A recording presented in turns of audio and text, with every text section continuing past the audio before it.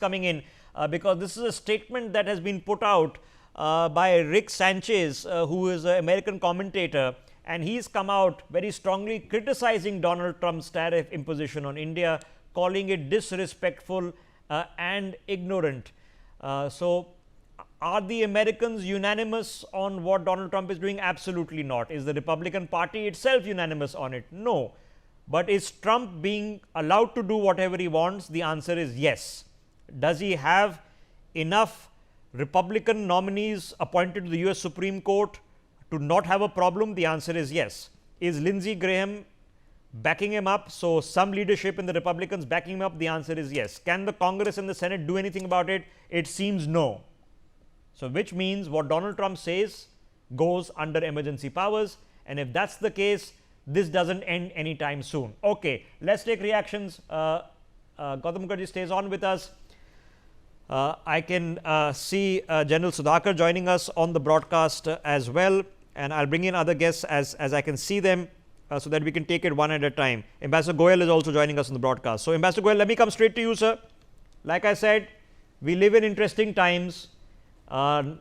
We can't really predict anything from morning to afternoon to evening anymore, because who knows what Donald Trump will decide. We thought the European trade agreement was already done, but late last evening Macron and the German Chancellor were holding a press statement saying that they will impose reciprocal tariffs on the US over digital laws.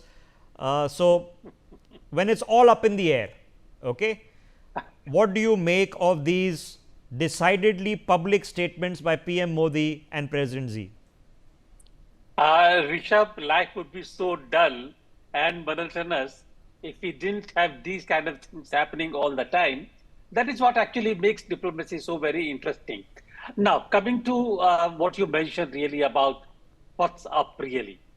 Look, the fact is that things were quite hunky-dory and there was a predictability about the way the global situations were moving, the policies, till the beginning of the year when Mr. Trump took over as the President of the United States. And even at that time when Prime Minister Modi visited the USA, there was sufficient indication that the relationship with India will remain on an even keel. Indo-Pacific will remain important to the USA for security. But even at that time, I had a hunch and had mentioned it on several discussions that if Trump, being the business person, if he finds that there is a possibility of making a deal with China, he will make the deal, cut through, and Indo-Pacific and India will probably have to find their own anchors again. And that is what is happening. So now the situation is that Trump is making a deal with China for the critical minerals. China knows what the USA wants, and China is using that leverage to basically still to go on with 25%, 15% tariff, if I'm not mistaken, while we have 50% tariff, despite the fact that they buy the largest quantity of the Russian oil, while Peter Navarro keeps on crying about Indian economy, Indian democracy not coming together with the USA, while USA is pushing India under the bus. All that is happening. Interesting times, really, as you said. What do? We have to really see where our interests are and how do we protect those interests. So these are the times of great flux. I don't think we can say that we will not talk to China. I don't think we can say that we will not try and see where the openings with China are, or etc., etc., etc. Southeast Asia, including the trade deals, FTAs, etc. The only thing is that having worked in China and knowing what China is all about and knowing what Europe is all about, in any situation, we find out where we can actually have the common ground, where we can go further in our relationship, and where we need to be careful. Okay. In the case of China, we need to be careful of the political. Okay, I agree with you, but I just want to draw your attention, because again I heard it carefully now twice. PM Modi has not said that we are hopeful of peace and stability in the border. He has said that there is peace and stability in the border, that our special envoys have come to an agreement. Now the question is, can we put that aside? temporarily, you and I both know it's not permanent. Okay, it's about weeks and months. But for the next weeks and months in this international upheaval, a la Trump, can we put it aside and move on? Is that possible? If Prime Minister say that there is peace and stability in a border region, I admire his optimism, because with China, I would always keep my eyes and ears open. I would keep, as they say, yes, trust but verify. I will keep on verifying. Without verification, I don't think trust has any meaning. But uh, we know very well that we need to move on economic and the trade areas. I, Technology. So let us move on those areas, see how we actually can work in those areas with China without having to sacrifice our interests. I agree with you. So, yeah, so let me get General Sudhakar on the General Sudhakar. Let's not pull out all the mountain cores rapidly from LAC tomorrow morning. Obviously not. But I think an emphasis is being made that a temporary truce is both in the interest of China and India. I think that's pretty clear right now. That might only last weeks and months. It's certainly not going to last forever, but there's a temporary truce.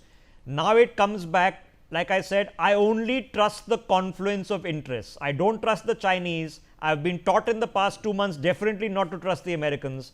So now that we know it's every man, woman and child for himself, my question to you then is, what is the confluence of interest that we can work on? Because the Chinese are profiting crazy money out of us. $100 billion a year they make in profits out of India.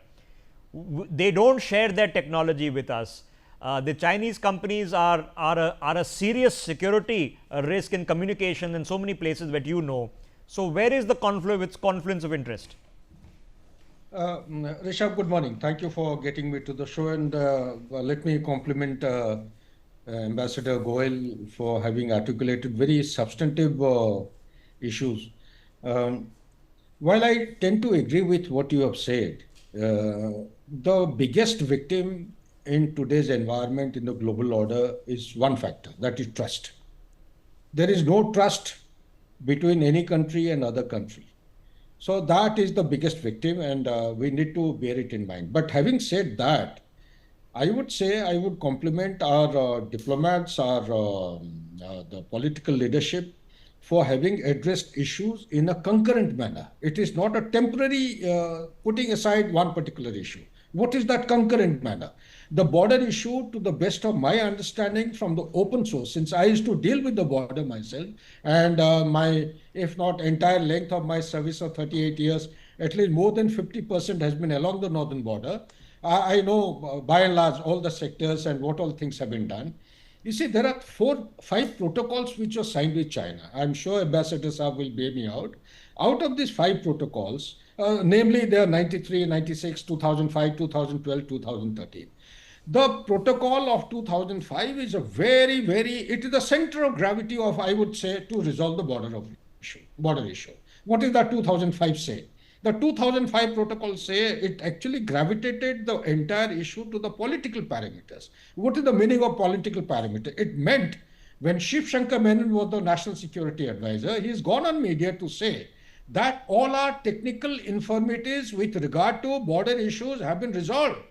Now it is the political give and take, like the way we resolved the issue with Bangladesh. Why can't we resolve these issues? This I'm talking of way back in 2013-14. Or maybe the article. Okay, but General Sudhakar, we'll have to be realistic, because negotiating with the Chinese on the border is like Chamberlain sitting in Munich. It's not what the paper is written on. So like I said, the only thing I agree or I trust at this point of time is not the Chinese, it's not the Americans, is where lies the confluence of interest. Where do you see that? Because I don't trust any border agreement with the paper is written on. Because when we sign an agreement to end the matter. The Chinese sign an agreement to think that we are okay and we are lulled, and then they move in another kilometer, another 2 kilometers. You know how they work. Absolutely. Bang on. I'm totally with you, because this is a country you can never trust.